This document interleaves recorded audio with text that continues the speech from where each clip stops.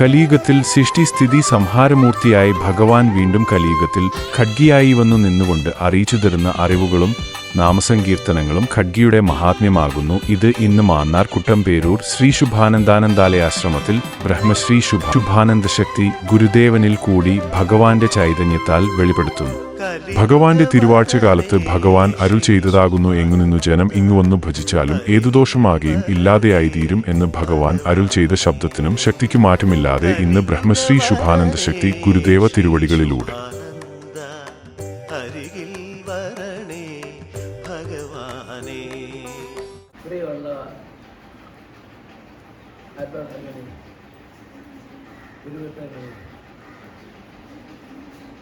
ഈ വർഷത്തെ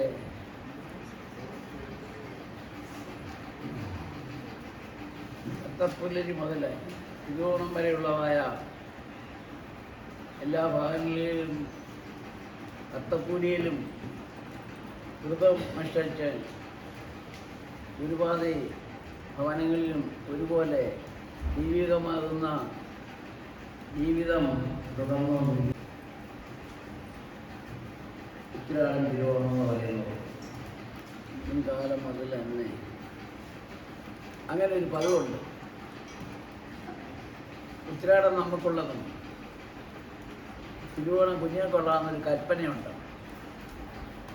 ആ കൽപ്പന ഇന്ന് വരെയും എല്ലാ ആത്മസംഘത്തിലും എല്ലാ ആത്മസംഘം ഒന്നേ ഉള്ളെങ്കിൽ തന്നെ എല്ലാ സ്ഥാപനങ്ങളിലും ഭക്തജനങ്ങൾ പഴയ കാലത്തുള്ള ഭക്തജനങ്ങൾ ഇന്നും അത് മുടക്കാതെ നടത്തിക്കൊണ്ടിരിക്കുകയാണ്. അന്നത്തെ ദിവസം ഉത്രാടത്തിന് നാളിൽ പൂജാമുറി എല്ലാം വൃത്തിയാക്കി വിളക്ക് കത്തിച്ച് തിരുവോണത്തിന് ഒരുക്കുന്ന എല്ലാ സ്ത്രീകളും ആ പൂജാമുറിയിലേക്ക് ഒരു അംശം വെച്ച് ഒരു വസ്ത്രങ്ങളെല്ലാം തന്നെ എന്തെല്ലാം തിരുവോണത്തിന് ഒരുക്കുന്ന വേണ്ടി ഒരു ആവശ്യം ഗുരുവിനെ വെച്ച് ഗുരുവിന് ഊണരി എന്ന് പറയുന്ന ഒരു പ്രധാന കാര്യമുണ്ട്. അതും നാളീകരവും ദക്ഷിണയും വൃത്തിയും വെച്ച് ഭഗവാനോട് സന്തോഷത്തോടെ പ്രാർത്ഥിച്ച് സമർപ്പിക്കണം. അടുത്ത വർഷവും അടിയങ്ങൾക്ക് എല്ലാവർക്കും ഒന്നായിട്ട് ദീർഘായുസ്സോടുകൂടി ഇന്ന് ഈ കർമ്മം പുലർത്തി തിരുവോണം പുലർത്തി സർവീസമർത്ഥമായ അനുഗ്രഹം കൃപയെ തെന്മാറാടെന്നുള്ള പ്രാർത്ഥനയോടുകൂടി ഈ ചടങ്ങ് നടത്തേണ്ടതാണ്. അത് കഴിഞ്ഞ് ഉത്രാടത്തിൻ്റെ പൂജ വെച്ചത് തിരുവോണത്തിനാളിൽ ഇവിടെ എത്തിക്കുകയും ഈ വർഷത്തെ തിരുവോണത്തിന് ഇവിടെ എല്ലാവർക്കും സദ്യയുണ്ട്, അതിൽ പങ്കെടുക്കാം. അത് പതിവായിട്ടുള്ളതാണ്. ഇപ്പോൾ ഉള്ളവർ പുതുതായിട്ടുള്ളവരാരും പാലിക്കുന്നില്ല, അറിയുന്നില്ല. ഈ ദിവസത്തെ അവരെന്താണെന്ന് അറിയുന്നില്ലല്ലോ. പിന്നെ അവരെ പറഞ്ഞിട്ട് ഒരു കാര്യവുമില്ല. വിശ്വസമർത്ഥ്യമായ സദ്യ നടത്തും എല്ലാവരും സന്തോഷത്തോടെ ഭക്ഷിച്ച് ഒരുപാട് പ്രാർത്ഥന സമർപ്പിക്കണം. ഈ വർഷത്തെ സന്തോഷം ഈ തിരുവോണപുരി മുതൽ എല്ലാം ഭവനങ്ങളിലും വിവേകസമർത്ഥമായി ഉണ്ടാകും. സർവീശൻ തൻ്റെ ദൂതകളെയും നിലനിർത്തി എല്ലാം മംഗളമൊക്കെ തരുമാറാണ് താൻ അപേക്ഷ. ഇവരെയൊക്കെ പറയുന്നത് നമുക്ക് ആരാനിലേക്ക് പ്രവേശിക്കാം.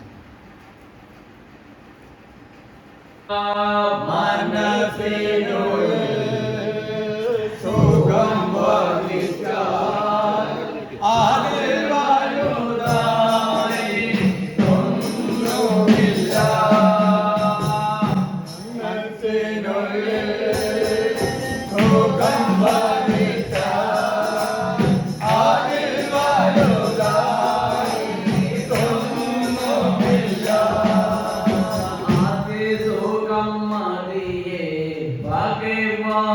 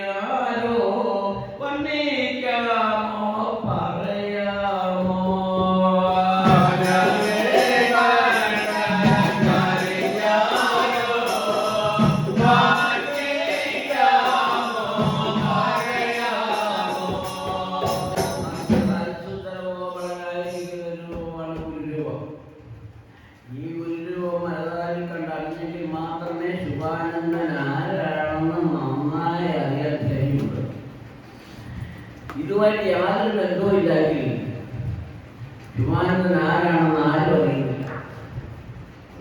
അപ്പൊ ശുഭമായ ആനന്ദം ശുഭാനന്ദൻ ആരാണെന്ന് അറിവുള്ളവരങ്ങ് അറിയണം. അറിവുള്ളവർ ഗുരുവുണ്ട്. അപ്പൊ അവർ ഗുരുവിനെ അറിഞ്ഞിരിക്കും. അറിവുബോധി അകതാരിൽ തരുന്നത് ഗുരുവാണ്. ഏത് നാക്ക് സരസ്വതിയാണ്. നാവിന്മേൽ മാത്രമാണ് ഈശ്വരനെ ഗുരുവിനെ എല്ലാം വർണ്ണിക്കുന്നത്. നമ്മൾ സംസാരിക്കുന്നത് പോലും ആ സരസ്വതിയാണ്. അപ്പോൾ സരസ്വതി എന്ന് പറയുന്ന വസ്തു ക്ഷേത്രത്തിലോ മറ്റായ അനാചാര കർമ്മങ്ങളിലോ ഒന്നും അല്ല കാണുന്നത്. സരസ്വതി ജീവനും ശക്തിയാകുന്ന ഒരു ഒന്നാണ്. അതാണ് മനസ്സിൽ അടങ്ങിയിരിക്കുന്നത്. അതുകൊണ്ടാണ് അറിവുള്ളവർ പറയുന്നത് സരസ്വതി എവിടെയെന്ന് ചോദിച്ചാൽ നാവ് നീക്കി കാണിക്കും. എൻ്റെ നാവിൻ്റെ തുമ്പിൽ സരസ്വതിയുടെയാണ്. ശരിയല്ലേ? അക്ഷരജ്ഞാനിയല്ലേ സരസ്വതി? അത് വസിക്കുന്നത് എവിടെയാണ്? കല്ല് മറ്റൊന്നുമല്ല, സാക്ഷാൽ മനുഷ്യാത്മാവിൽ മാത്രമാണ് സ്ഥിതി ചെയ്യുന്നത്. ഈ പഞ്ചഭൂതമാകുന്ന മഞ്ചരീരത്തിൻ്റെ ഉള്ളിൽ സ്ഥിതി ചെയ്യുന്നത് ഈശ്വരൻ, സ്വയംപ്രകാശ ശക്തി, ദേവതകൾ, ഭൂതന്മാരെല്ലാം കൂടിയാണ്. ഇവരെല്ലാം കൂടി ഒന്നായി ചേർന്ന് ഒന്നിച്ചേരും ഒരു വലിയ ശക്തിയായി മാറുന്നു, ശുഭാന്റെ ശക്തിയായി മാറുന്നു. അതാണ് നമ്മുടെ ഉൾക്കാമ്പേലോദിച്ചോ പ്രകാശേക്കും ജ്ഞാനമത്രേ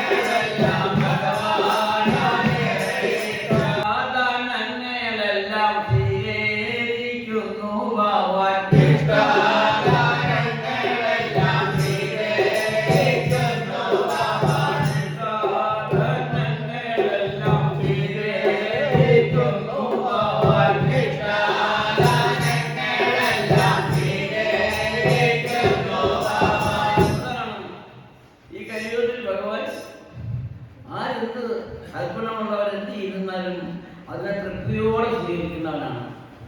അത് കുറഞ്ഞു പോയെന്നോ കൂടിപ്പോയെന്നോ അത് മുഴുകില്ലെന്നോ മോശമാണെന്നോ ഒരിക്കലും ഭഗവാൻ ശബ്ദത്തിൽ നിന്ന് താഴ്ന്നു വരികയില്ല. ശുദ്ധകർമ്മം ഫലം ഭഗവാൻ സ്വീകരിക്കും. അതാണ് കലിയുഗത്തിൻ്റെ മഹാത്മ എന്ന് പറയുന്നത്. ഇന്ന് ഭൂമിയിൽ എവിടെയും കലിയുഗം പറയാറുണ്ട്. ആരും പറയും ഇത് കാലം കഴിയുമോ? ഇത് പറയാനോ പഠിച്ചിട്ടുണ്ട്. അതിനെ വിസ്തരിക്കുവാനോ വിസ്തരിച്ച് പറയാനോ മറ്റുള്ളവർ പറഞ്ഞു കൊടുക്കുവാനോ ആരും പഠിച്ചിട്ടില്ല. അതാണ് വലിയ കുഴപ്പം. പുരാണങ്ങളിൽ എല്ലാ സ്ഥാപനങ്ങളിലും ആത്മീയപ്രധാനങ്ങളിലും എല്ലാം പറയാറുണ്ട് ഇത് കലിയുഗമാണ്. ഈ കലിയുഗം എന്ന് പറഞ്ഞാൽ കലിയുഗം അബദ്ധബദ്ധ എന്താണെന്ന് പറഞ്ഞ് മനസ്സിലാക്കണ്ടായി. അതിനാരും തിരിയുന്നില്ല. അതിൻ്റെ കാരണം എന്താ? അത് അറിവിൻ്റെ കുറവാണോ വിദ്യാർത്ഥികളോട് ജ്ഞാനം കൂടി എന്തുകൊണ്ടാണ് സാധിക്കാത്തത്? എന്താ പറഞ്ഞത്? ഭക്തൻ മിടുക്കനാണ്. കൽക്കി എവിടെ സ്ഥിതി ചെയ്യുന്നു അവിടെ മാത്രമേ പറയാൻ സാധിക്കത്തുള്ളൂ. അതിൻ്റെ അർത്ഥം അതാണ് അതിൻ്റെ കാരണം. കൽക്കി എവിടെ ഉദയം ചെയ്യുന്നു വാഴുന്നോ അവിടെ കലിയും വിസ്തരിക്കുകയുള്ളൂ. അങ്ങനെ ഒരു സ്ഥലമാണ് നാലാറ് കുടുംബം ആനാല ശ്രമത്തിൽ നിന്ന് നിൽക്കുന്ന ജ്ഞാനവും കീർത്തനങ്ങളും ഒക്കെയാണിത്. ഇതേക്കൊന്ന് പെരുക്കി വെച്ച് പറയുന്നതല്ല, മറ്റൊരുത്തിൻ്റെ വായി വീഴുന്ന ചെയ്ത് പറയുന്ന സമ്പ്രദായമില്ല. ആർക്കും നേരി വരേണ്ടതാണ്. ആവശ്യക്കാർക്ക് മാത്രമല്ല ആവശ്യത്തില്ല. അവൻ എവിടെയും പോകും. ആവശ്യക്കാരന് ആവശ്യത്തിൽ അവരുടെ സത്യം പറയാൻ പോകും. ആ ഒരു കളമാണ് ഇവിടെ. ഒന്നാം സത്യം അറിയാം. സത്യം പറഞ്ഞ് ബോധ്യപ്പെട്ട് മടങ്ങി പോവാം. ആരോട് പറഞ്ഞിട്ടുള്ളത് ആരും മോശമാണെന്ന് പറഞ്ഞിട്ട് വരെ പോയിട്ടില്ല. വരാതിരിക്കുന്നവർക്ക് അറിയത്തില്ലല്ലോ. ഭഗവാനെ കാണുന്നവരല്ലേ വീണ്ടും വരുന്നത്. ഭഗവാനെ കാണാത്തവർക്കോ ഒരു കാര്യമുണ്ട്, ഭഗവാനെ അങ്ങനെ ആരും കാണാനല്ല. വൈദ്യവാനക്കാരല്ല ഭഗവാൻ പെട്ടേണ്ടി ആണോ? ഒരാൾ കയ്യിലേക്ക് കൽക്കി, ഈ കൽക്കി ഇവിടെ വാഴുന്നത് തൂണിലോ ഈ കരിയിലോ കരിയിലോ മലയോടെ കമത്തിലോ ആണോ?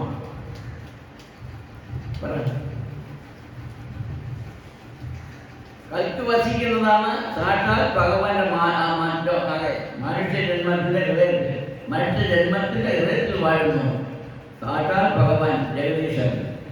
കൽക്കി പ്രേതമായി ബാബുവിൽ പോയി കാര്യം കഴിയുവാണ്.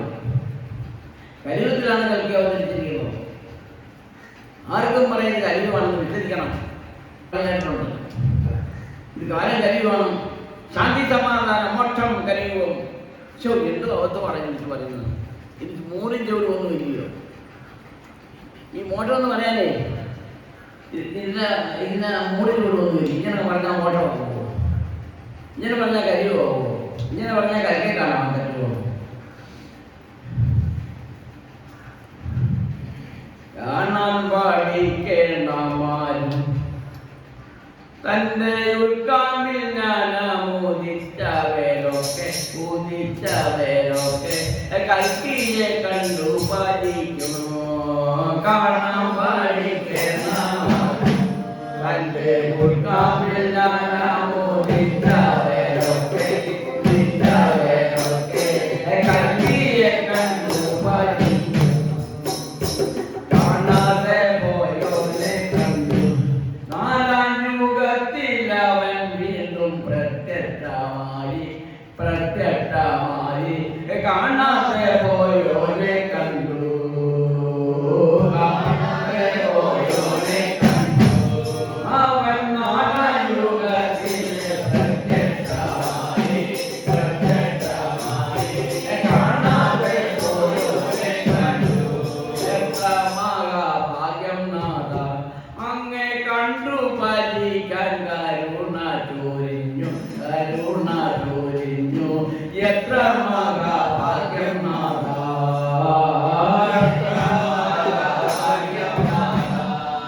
അങ്ങെ കണ്ടു പലിക്കാൻ കരുണ ചൊരിഞ്ഞു.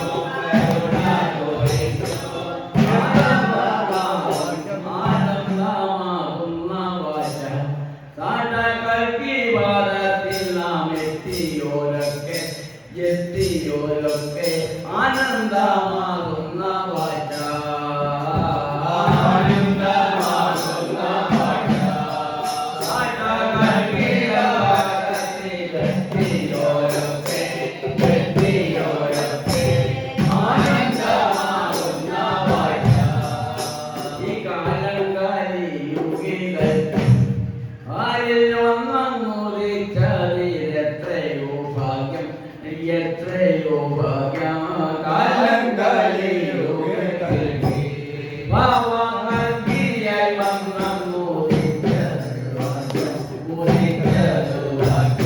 കാണാതെ പോയോനെ കണ്ടു. ഇനി കാണുവാൻ പാലിൽ മറ്റൊന്നുമില്ലല്ലോ, ഒന്നും മാറില്ല. കാണാതെ പോയോനെ കണ്ടു. ഇനി പാലിൽ മറ്റൊന്നുമേ കാണുവാനില്ല.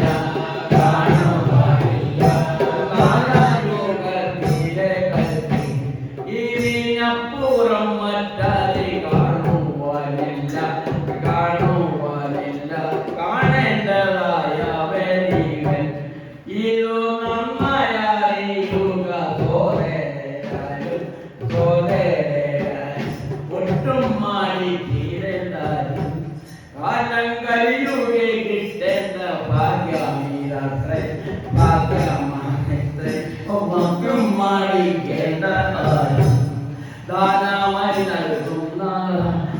ദാനമായി നൽകും നീ മോക്ഷം. ഭാവാനല്ലാതെ മറ്റാർക്കും സാധ്യമല്ലെന്ന് മോക്ഷത്തെ നൽകിടാനാകും. കാട്ടാൻ ഭഗവാനല്ലാതെ മറ്റാർക്കുമേയില്ല. മോക്ഷം കൊടുക്കാൻ അധികാരം ഈ നാരായണത്തിലെ ഈ മോക്ഷപ്രാപ്തി സ്തുതിക്കുവാനും ഭഗവാന് മാത്രമല്ലാതെ മറ്റാരും കഴിയില്ല. എത്രയെല്ലാം ഭഗവാന് വേഷം കിട്ടിയോ, ഏതെല്ലാം ഒരേ വീട്ടിൽ നടന്നാലോ, ഞാനൊരു വീരപുരുഷനാണെന്നും സന്യാസന്മാരാണെന്നും എല്ലാം അതിനാണെന്നും അറിയുന്നതിന് പോലും ആ അഹങ്കാരം പറഞ്ഞു നടക്കല്ലാതെ കാര്യത്തിൽ മോശമില്ല അവർക്ക് സാധ്യമല്ല. കാരണം അവർ കൽക്കയെ കണ്ടവരല്ല, കൽക്കയെ നേരിട്ടാണെന്ന് പറയാനല്ല പുറത്തുകൂടെ എടുക്കുന്നതല്ല. അകൃതീയമായി മനുഷ്യ ഹൃദയത്തിലേക്ക് പ്രവേശനം ചെയ്തോട് പ്രസംഗിക്കുകയും പ്രാർത്ഥിക്കുകയും കീർത്തിക്കുകയും ചെയ്യുന്നതാണ് സാക്ഷാത് ഭഗവാൻ കൽക്കി. അതാണ് അവതാരപുരുഷന്മാരുടെ എല്ലാ സ്വഭാവം. അവരുടെയും ഉൾക്കാമ്പിൽ ജ്ഞാനം ഉദിപ്പിക്കുന്നത് എന്തുകൊണ്ട്? ആരാണ്? ഏകനാഥനായ ഒരുവൻ ക്രിസ്തുവായി വന്ന അദ്ദേഹം ക്രിസ്തുവിലും ബുദ്ധനിലും നബിയിലും എല്ലാ ശ്രീരാമനിലും എല്ലാവരും വന്നവരിലെല്ലാം തന്നെ ഭഗവാൻ ഒരേ ഒരു ശരീരത്തിന്റെ ശക്തിയാണ് ഉൾക്കാവൽ പ്രവേശിച്ചു പ്രവർത്തിച്ചത് മുഴുവനും. അവന്റെ ശബ്ദമാണ് ഭരിക്കുന്നത്. ആ ചൈതന്യ ശക്തി സംസാരിക്കാൻ ഒരു ഉപകരണമാണല്ലോ. അതിനാണ് മനുഷ്യയെ പ്രദർശിപ്പിച്ചത്. മനുഷ്യനുമാണ് തന്റെ ഇതം ചെയ്യാനുള്ള കാരണം. അതുകൊണ്ടാണ് എവിടെയും ഒരു മനുഷ്യരാൽ കൂടി ചൈതന്യമായ ശക്തി പ്രകടിക്കുമ്പോൾ അത് സഹകരിക്കുന്ന ആരാണ്? മനുഷ്യர்களല്ലേ. അപ്പൊ ഈ ഭഗവാന്റെ ഇതത്തിന് വേണ്ടിയാണ് മനുഷ്യനെ സൃഷ്ടിച്ചിരിക്കുന്നത്. ഈ പഞ്ചഭൂതമാകുന്ന ദേഹം പരിശുദ്ധവും പരിപാലനമായി നാം വൃത്തിയാക്കണം. കാരണം എന്താണെന്നറിയാം, ഒരു ക്ഷേത്രത്തിന്റെ പൗത്രമായ വൃത്തിയും ഭക്തിയും എല്ലാം ഉണ്ടായിരിക്കണം മനുഷ്യന്റെ ശരീരത്തിൽ. ഒരു ശരീരം, കാരണം ഭഗവാൻ വസിക്കുന്ന ശരീരമാണ്. മനുഷ്യ ശരീരമാണ് ഭഗവാന്റെ ക്ഷേത്രം. യഥാർത്ഥത്തിൽ അതിൻ്റെ ഉള്ളിലാണ് തൻ്റെ ആത്മാവ് ജീവാത്മാവ് പരമാത്മാവ് ഗുരുവുള്ളത്. അത് മറക്കരുത്. അപ്പൊ ക്ഷേത്രത്തിൽ പൂജിക്കുന്ന കാര്യം ചെയ്തു തന്നെ അത് അറിവില്ലാത്തവർക്ക് അത് ഉണ്ടാകാൻ വേണ്ടി നല്ലൊരു കാര്യങ്ങളാണ് നടക്കുന്നത്. ഇതിന്റെ ക്ഷേത്രത്തിലല്ല, ഈ ക്ഷേത്രമാണ് കാരണമാണ് മറ്റൊരു ശരീരമാണ്. അപ്പൊ ക്ഷേത്രത്തെ പരിശുദ്ധമാക്കുന്നത് പോലെ തന്നെ ഭഗവാൻ വസിക്കുന്ന മനുഷ്യന്റെ ശരീരം സ്ത്രീയെന്നും പുരുഷനും ഭേദമില്ലാതെ ദൃഢമായി പരിശുദ്ധമായി ശരീരത്തെയും വസ്ത്രത്തെയും വൃത്തിയായി വേണം നടക്കുവാൻ. കാരണം എന്താണെന്ന് വെച്ചാൽ ഭഗവാന്റെ ക്ഷേത്രമാണ് എൻ്റെ ശരീരം. അദ്ദേഹം എന്നിൽ വസിക്കുന്നു. അശുദ്ധിയിൽ ഭഗവാന്റെ വാഴ്ചയില്ല, പരിശുദ്ധിയിലേ ഉള്ളൂ. മനുഷ്യൻ അശുദ്ധി തന്നെ, എന്നാലും ദൃഢമാക്കി എടുത്ത് നമുക്ക് ഭഗവാനെ കാഴ്ചവെക്കേണ്ടത് അവനവൻ്റെ ആവശ്യമാണ്. ഈ ക്ഷേത്രം അത് ചെയ്യുന്നുണ്ടോ? യാത്ര അത് ചെയ്യുന്നുണ്ടോ? അവിടുത്തെ നിവാസികളല്ലേ വെള്ളമടിച്ച് പൂശി വൃത്തിയാക്കി വെക്കുന്നത്. കാരണം അതിനായ കാര്യം കഴിയില്ല കാരണം ചെയ്യാൻ ക്ഷേത്രത്തിന്. അതിനാണ് മനുഷ്യൻ ചെയ്യുന്നത്. ഈ മനുഷ്യനോ അതിൻ്റെ പൊട്ടും കുടിയെല്ലാം വൃത്തിയാക്കി അത് അവൻ്റെ കയ്യിൽ തന്നെ പ്രവർത്തിക്കുന്നുണ്ട്. അതുകൊണ്ടാണ് അവർ ക്ഷേത്രം ഭംഗിയാക്കുന്നത്.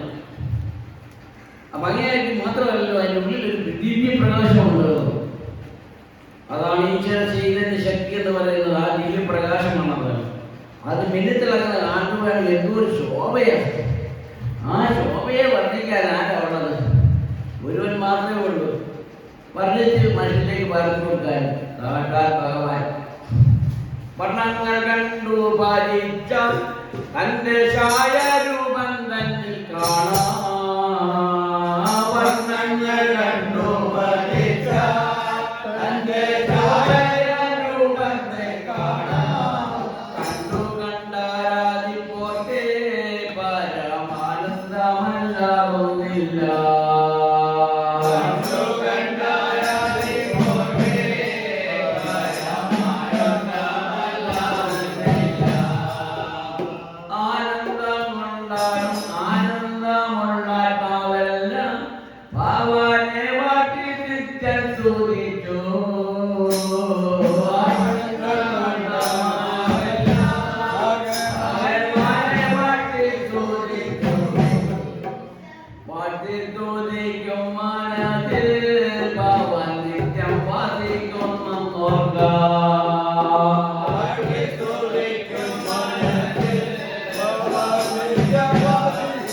തന്നെ ആര് പൂജിക്കുന്നു ആ ഗൃഹത്തിലേക്ക് തന്റെ ആകർഷണം ഉണ്ടായിരിക്കും.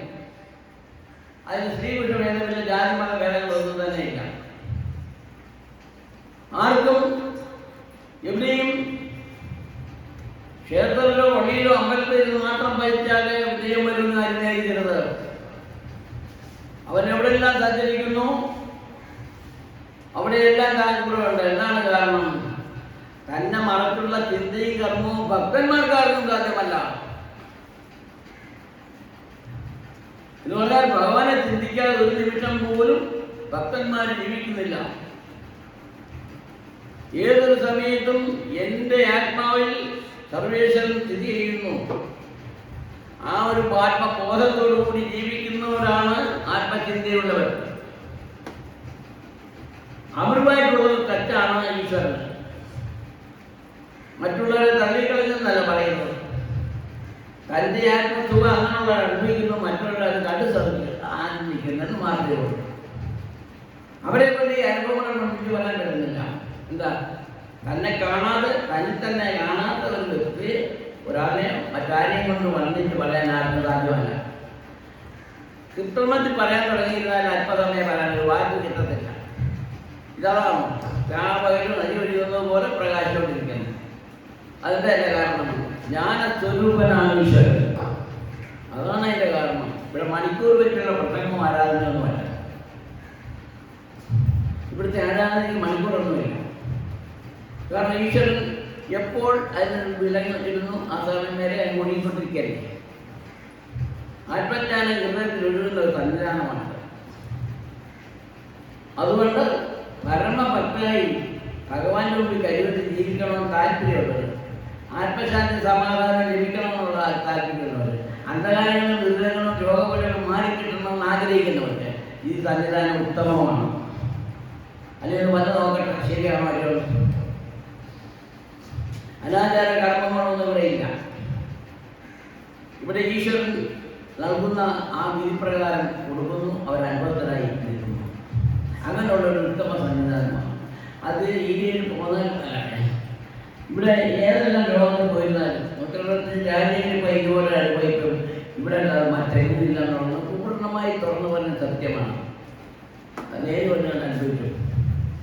അവിടാണ് വലിയ മുയൽ, ഇവിടെ ചെറിയ മുയൽ, അവിടെ കൊയിലാണ്, അവിടെ കുറേ എന്നൊക്കെ പറഞ്ഞുകൊണ്ട് ഈ ലോകത്തിൽ ആർക്കും ജാതി സമാധാനം കിട്ടുന്ന കാലം വല്ല കാലം കലിയുത്തിൽ തന്നെയാണ് ജീവിക്കുന്നവർക്ക് ഉത്തമമായ ഭാഗ്യം ലഭിക്കുന്നവർക്ക് മാത്രമേ ഇത്തരത്തിൽ ജീവിതം നയിക്കാൻ കഴിയുള്ളൂ. സത്യം സത്യം മറക്കരുത്, ഗുരുവിനെ തള്ളി പറഞ്ഞിടല്ലേ. സത്യം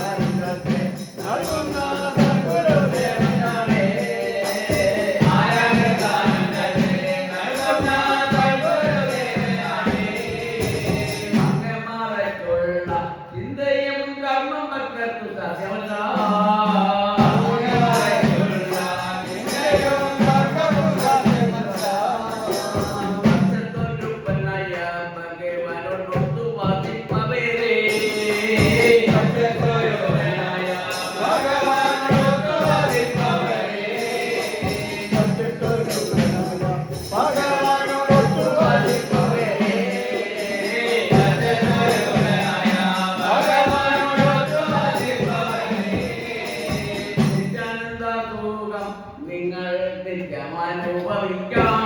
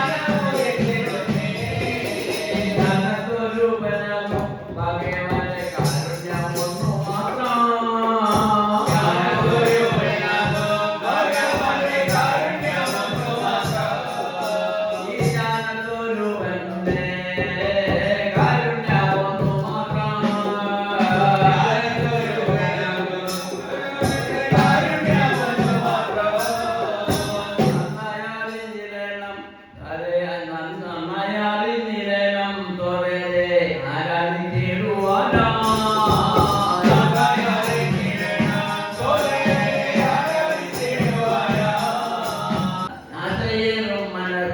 ഭഗവാൻ പാട്ടിടും എന്നറിയുക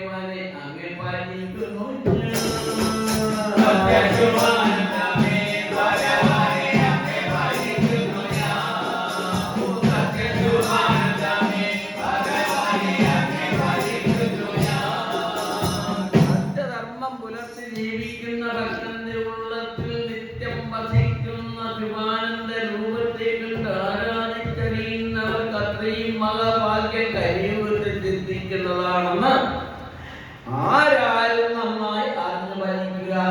അവരുണ്ടാകുന്ന കഷ്ടപ്പാടുകളും പ്രയാസങ്ങളും പാടെ തീർത്തു രക്ഷിക്കുന്ന ശുഭാനന്ദൻ ഈ നാമസങ്കീർത്തനം കൊണ്ട് ജ്ഞാനം രൂപമാക്കി തീർത്ഥാത്മാവിലെ ആനന്ദത്തെ പ്രദാനം ചെയ്ത് വാഴുന്ന ഈ കലിയുഗത്തിലെ കലിയുഗണ്ടായിരിക്കുന്ന ഭഗവാനെ നേരിക്കണ്ട് വരുമെങ്കിൽ എത്രയോ മഹാഭാഗ്യം. ഈ ഭാഗ്യം ഏവരിലും നിലനിൽക്കുവാൻ സർവേശൻ അനുഗ്രഹിക്കുമാറാകട്ടെ എന്നുള്ള പ്രാർത്ഥന കൊണ്ട് നമ്മുടെ ഇന്നത്തെ യോഗ സമാപിക്കാൻ തലശ്ശേരി അനുഗ്രഹിക്കുമാറാകട്ടെ.